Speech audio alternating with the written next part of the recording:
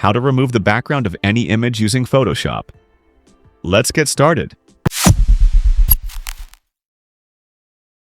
First, select the Quick Selection tool from the toolbar. Then, brush over the subject to highlight the part you want to keep. Next, click the Select and Mask button at the top to refine the selection. In the View dropdown, choose On Black and set the opacity to 100%. This helps you clearly see the edges. Now, select the Refine Edge Brush tool and brush around the edges of the subject to remove any leftover background.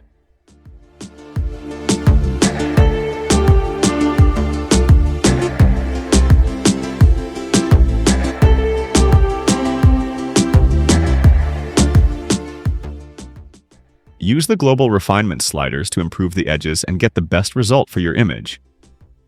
When you're done refining, click OK to apply the changes. Then click the Layer Mask button to remove the background. Finally, right-click on the Layer Mask thumbnail and choose Apply Layer Mask to make the change permanent. That's it! You've successfully removed the background. If this tutorial helped, don't forget to like, comment, and subscribe to DesignSpire for more easy Photoshop tutorials. Thanks for watching. See you in the next one.